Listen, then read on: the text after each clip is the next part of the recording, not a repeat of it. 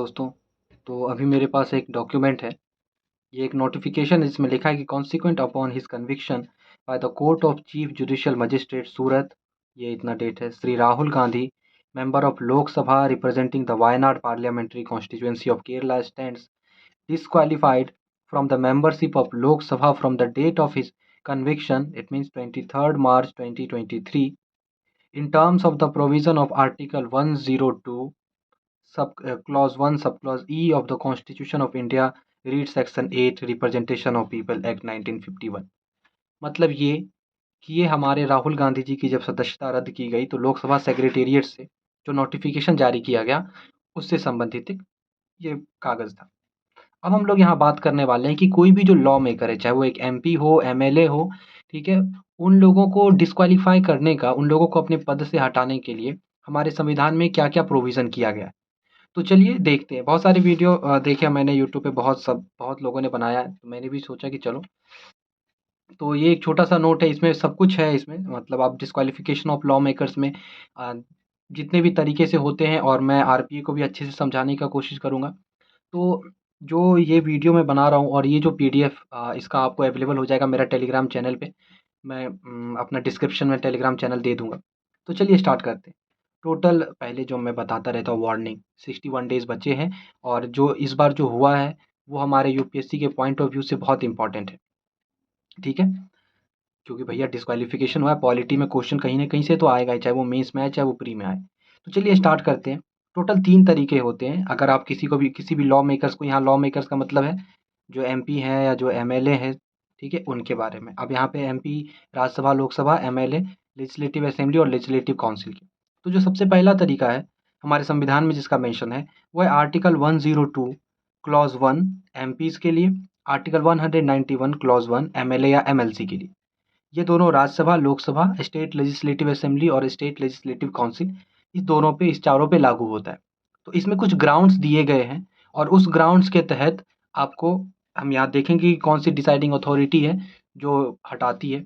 तो जो सबसे पहला ग्राउंड दिया है, ये ग्राउंड सबके लिए सेम है, चाहे वो एक एमपी हो या एमएलए, सबके लिए सेम है। अभी कुछ दिन पहले आपने देखा हो, सुना होगा कि झारखंड के सीएम की कुर्सी जाने वाली थी, वो कुछ कोल माइनिंग से रिलेटेड कोई न्यूज़ था। तो जो सबसे पहला ग्राउंड है वो ऑफिस ऑफ प्रॉफिट का है। ये सबसे मज़ेदार ग्राउंड है। हमारे संविधान में बहुत सारी ऐसी बातें हैं जो लिखी तो गई हैं लेकिन उसको कहीं एक्सप्लेन नहीं किया गया, जो कि बहुत वेग है, ठीक है? तो ये कहीं पे भी डिफ़ाइन नहीं है। अगर आपको सवाल आ जाता है कभी ऐसा प्रीलिम्स में कि office of profit according to constitution office of profit ये वो है, तो भैया कॉन्स्टिट्यूशन में कहीं पे भी ऑफिस ऑफ प्रॉफिट वर्ड को डिफ़ाइन नहीं किया गया है। पहला तो ये हमेशा ध्यान रखिएगा। दूसरा, लेकिन सुप्रीम कोर्ट ने 1964 में कुछ ग्राउंड्स दिए थे जिसमें उन्होंने बताया कि ये सब कुछ ग्राउंड्स होता है जिसमें कि आप ऑफिस ऑफ प्रॉफिट मानिए और उसको हटा सकते हैं। तो जो ऑफिस ऑफ प्रॉफिट में एक्सेप्शन है वो हमारे मिनिस्टर लोग होते हैं, प्रेसिडेंट होते हैं, गवर्नर होते हैं, वाइस प्रेसिडेंट होते हैं। ये एक्सेप्शन है।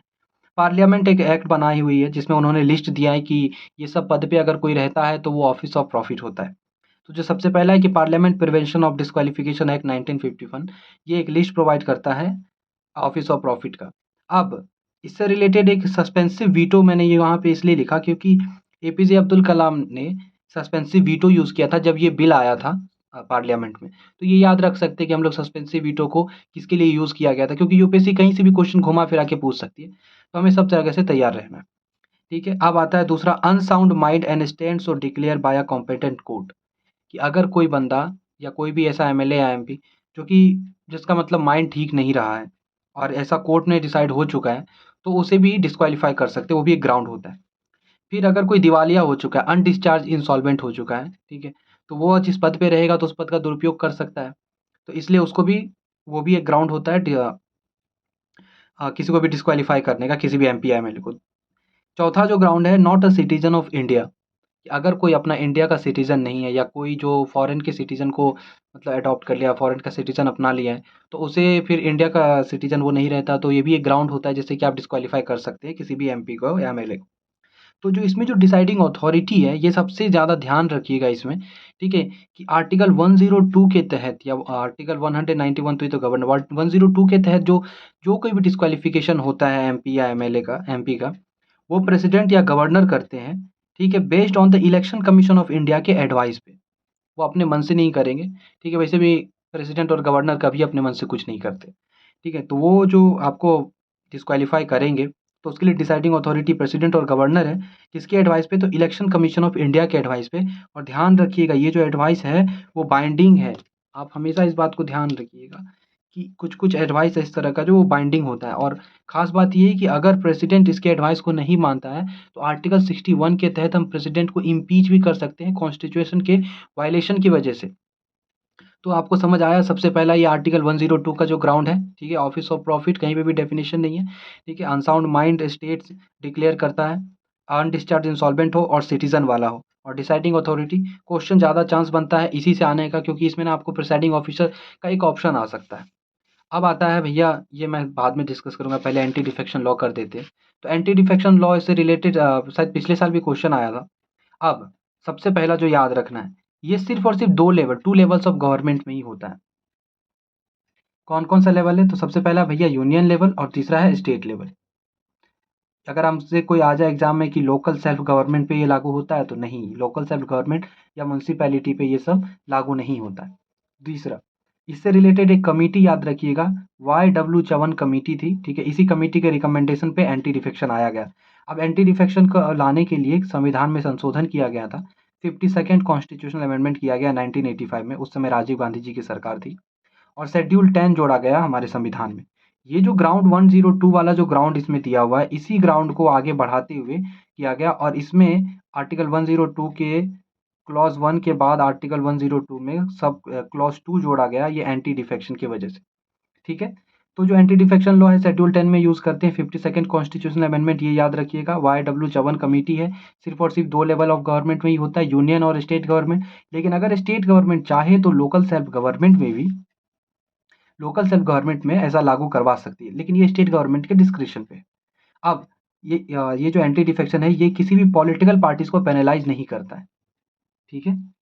1 मिनट, ये इधर आ रहा है। किसी भी पॉलिटिकल पार्टीज़ को पेनलाइज़ नहीं करता है। दूसरा, अब कुछ इसके ग्राउंड्स हैं, एग्ज़ाम में बहुत आते हैं, ग्राउंड्स हम लोग देख लेते हैं एक बार। तो जो सबसे पहला ग्राउंड है कि अगर आप 1 मिनट, यहाँ से ठीक रहेगा। हुँ, कि अगर आप रिज़ाइन कर देते हैं किसी भी पॉलिटिकल पार्टी से, ठीक है? अब सही है।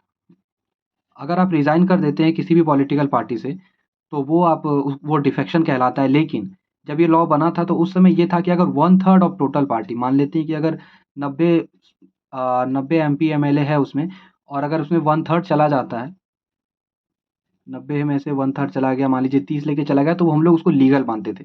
लेकिन भैया बाद में क्या हुआ कि 91st कॉन्स्टिट्यूशनल अमेंडमेंट हुआ 2003 में, और उसमें इस 1/3 को 2/3 में चेंज कर दिया गया। कहा कि ऐसा है कि 1/3 स्प्लिट नहीं, 2/3 अगर एमपी या एमएलए अपने पार्टी से रिज़ाइन दे देते हैं, तो फिर वो डिफेक्शन नहीं कहलाएगा, ठीक है? अब एक बात और याद रखिएगा कि 91st कॉन्स्टिट्यूशनल अमेंडमेंट एक्ट 2003 ही एमपी एमपी नहीं बोल सकते, मिनिस्टर्स के लिए ना एक कैप निर्धारित करता है कि जो मिनिस्टर्स का जो संख्या होगी वो 15% ही होगी, वो भी लोकसभा के। आपके एग्ज़ाम में पार्लियामेंट वर्ड देके कन्फ्यूज़ कर सकता है, लेकिन नहीं होना है, लोकसभा है। तो जो सबसे पहला ग्राउंड है, resignation from political party, 1/3 split is legal but 2/3 कर दिया गया 91st अमेंडमेंट में। अब इसमें कुछ है, पहला ग्राउंड है कि अगर कोई इंडिपेंडेंट मेंबर है, अगर वो कोई पॉलिटिकल पार्टी जॉइन करता है, तो वो एंटी डिफेक्शन के अंदर आ जाएगा और उसको मतलब कि एमपी या एमएलए से हटा दिया जाएगा। लेकिन वो बाहर से सपोर्ट कर सकता है और बाहर से वो मंत्री भी बन सकता है, ठीक है? ये एक ग्राउंड है।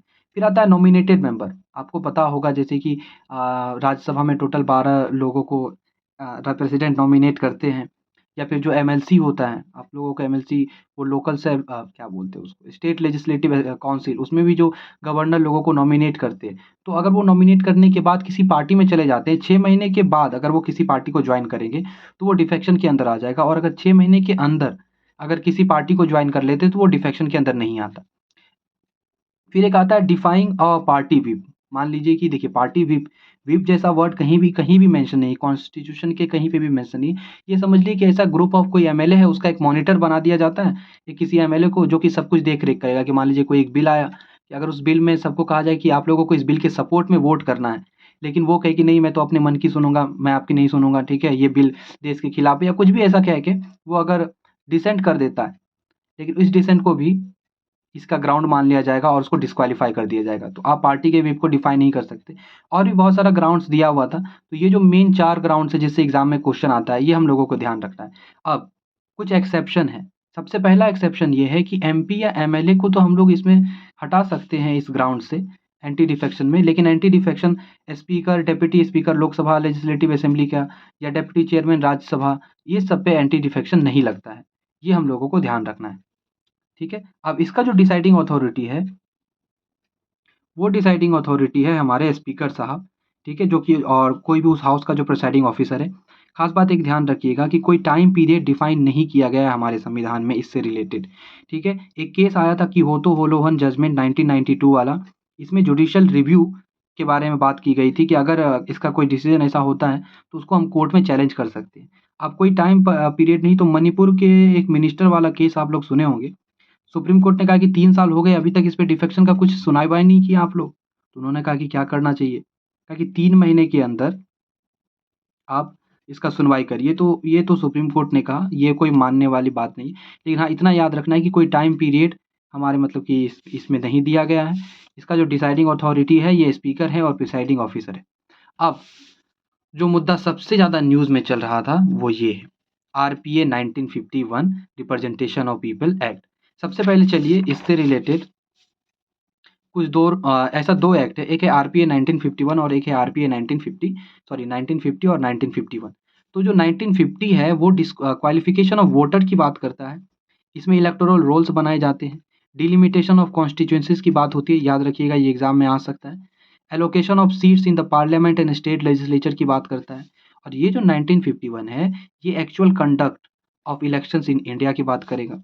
Administrative machinery for conducting election, election को कंडक्ट करने के लिए जो एडमिनिस्ट्रेटिव मशीनरी चाहिए उसके बारे में बात करेगा।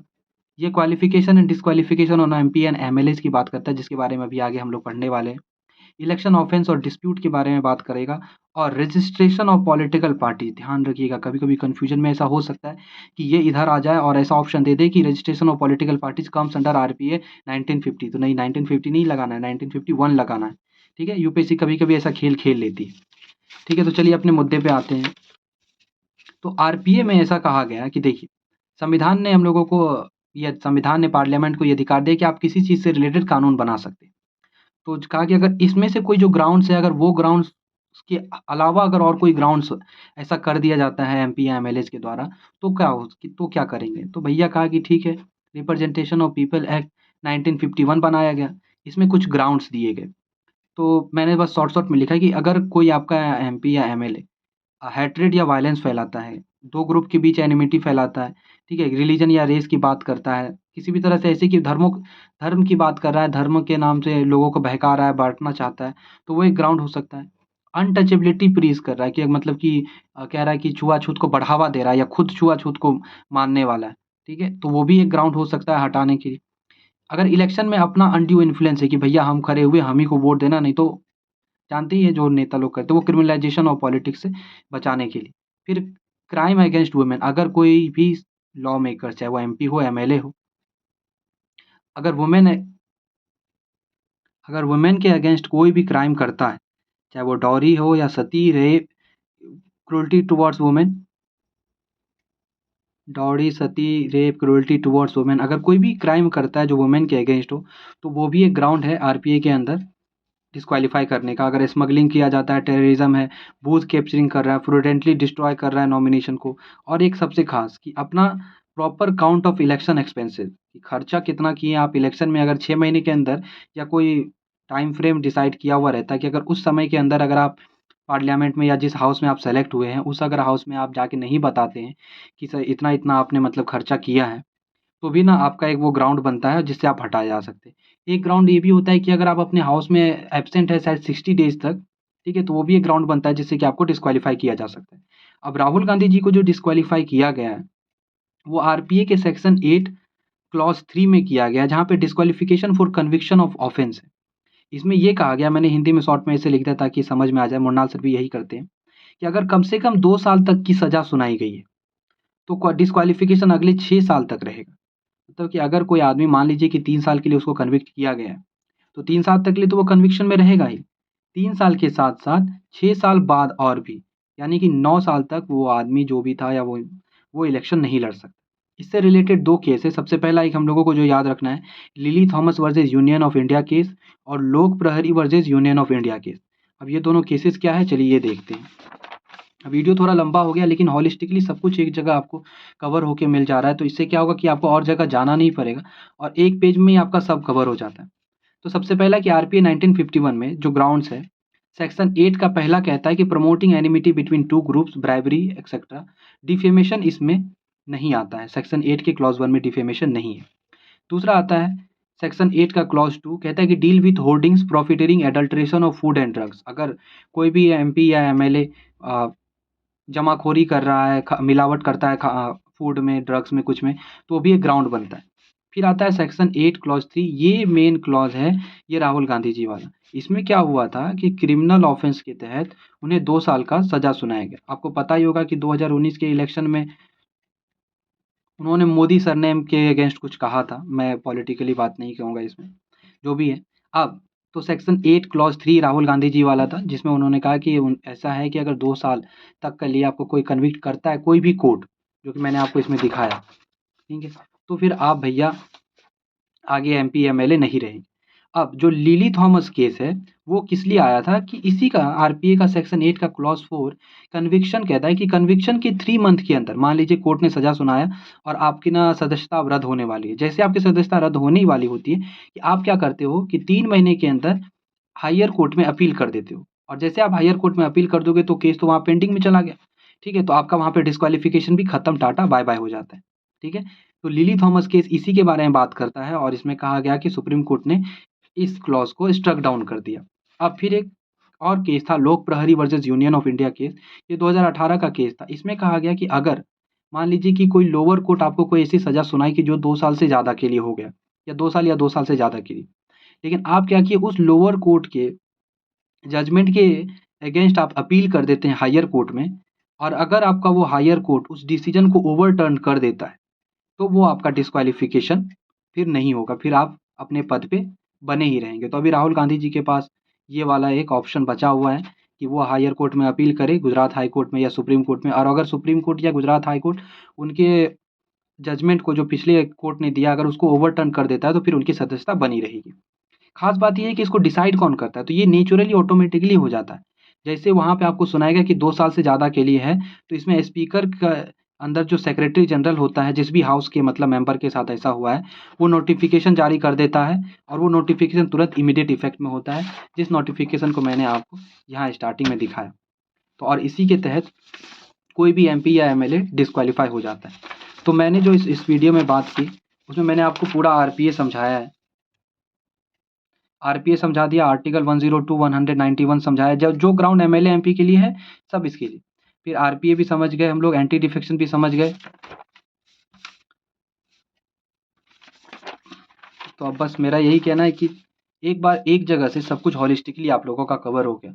तो अगर आपको, हाँ, और हाँ, इसका ना पीडीएफ आपको मेरे टेलीग्राम चैनल पे मिल जाएगा। मैं टेलीग्राम चैनल पिन कर दूंगा अपने कमेंट सेक्शन में, आप वहाँ से इसको डाउनलोड कर लीजिएगा।